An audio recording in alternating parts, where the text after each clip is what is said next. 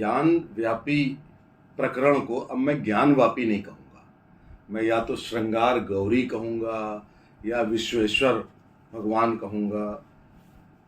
तरह तरह के प्रश्न हैं। देखिए, इस समय चल रहा है सर्वे। सर्वे का मतलब है ASI की जांच चल रही है, और वो चल रही है अल्ट्रासाउंड की तरह कि आप रखते हैं पेट पे, अंदर पता लग जाता है स्टोन है। तो वो सब चीज़ें पता लग रही हैं और सब चीज़ें धीरे धीरे सामने आ रही हैं।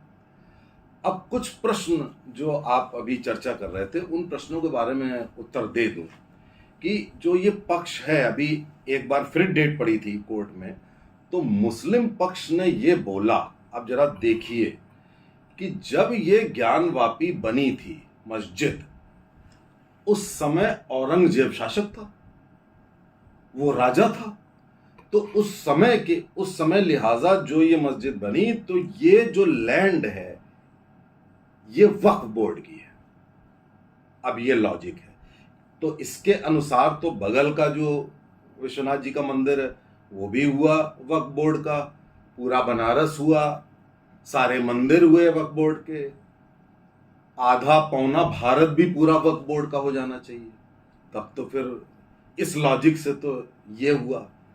तो अब देखिए जरा कि ये वक्फ बोर्ड से उन्होंने कर दिया 1995 का जो एक्ट कांग्रेस ने बनाया वक्फ बोर्ड का।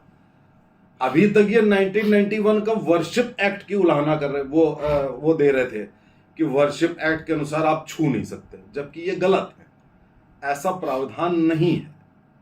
ऐसे मंदिर या ऐसे प्लेसेस जो 100 साल से ऊपर हैं, उनमें ये डिसीजन हो सकता है। और दूसरी बात, 1991 के बाद 1993 तक तो वहां पर पूजा अर्चना हुई है, तो वो एक्ट तो वैसे ही नहीं आया। अब इन्होंने वक्फ बोर्ड की बात कर दी। अच्छा, तरह तरह की लॉजिक होती है। एक मौलाना ने बहुत बढ़िया लॉजिक दी।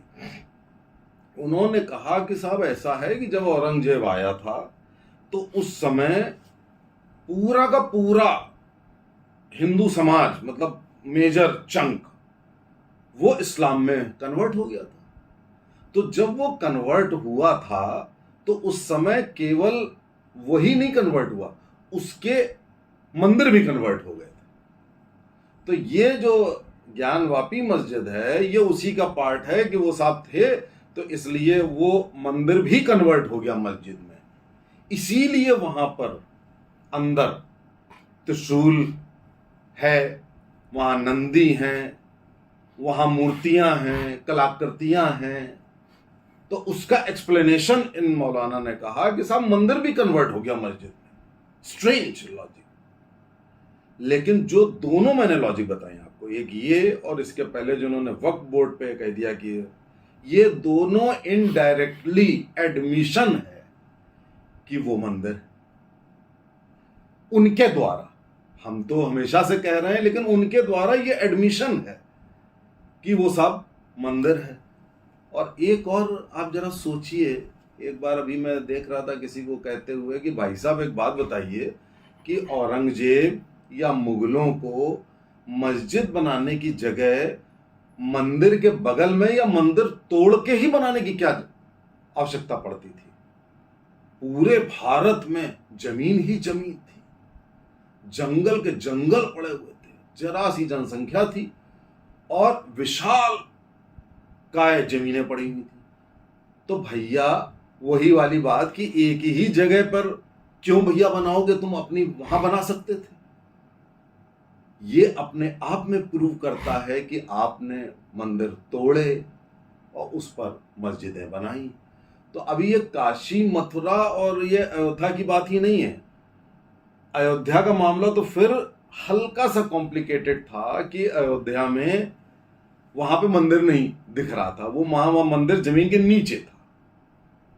अब मथुरा और ये काशी में तो ये मंदिर ऊपर ही ऊपर मौजूद है आपके, उसको भी आप डिनाई कर रहे हैं। और ऐसी 3000 मस्जिदें हैं भारत में जो मंदिर के ऊपर बनाई गई, मंदिर तोड़कर बनाई गई। लेकिन जो प्रमुख 3 हैं जो हिंदू आस्था से जुड़ी हुई हैं, अगर आप उनको भी नहीं स्वीकार कर रहे हैं तो इसका मतलब महाबेईमान है। और एक और आपको बताएं कि कौन लोग विरोध कर रहे हैं, कौन लोग मुकदमा लड़ रहे हैं। जो उस समय हिंदू रहे होंगे, इन्हीं में से किसी के परदादा वगैरह कहिए इन्हीं मंदिरों में पुजारी रहे हों, वो विरोध कर रहे हैं। तो अब अच्छी बात यह है कि कम से कम साइंटिफिक एविडेंस को अंततोगत्वा कोर्ट माना, सुप्रीम कोर्ट माना, बाकी लोग भी मजबूरन उनको मानना पड़ा। तो अब इसमें कोई शंका नहीं है कि ये तुरंत प्रूव हो जाएगी कि ये मंदिर था, है, इसमें पूजा अर्चना होती रही थी। और इसके साथ ही मैं तो ये कहूंगा सबसे, आपसे भी, सरकार के ऊपर दबाव डालिए। ये जो कांग्रेस ने सारे एक्ट बनाए थे हिंदुओं के अगेंस्ट में, इस देश को इस्लामिक मुल्क बनाने के लिए, जैसे कि 1991 वर्शिप एक्ट, 1995 वक्फ एक्ट, ये भैया रिपील करिए, खत्म करिए, वरना कब तक आप इस तरीके से लड़ाई लड़कर अपने देश को बचाने में लगे रहेंगे। आपको प्रोग्रेस भी करनी होगी।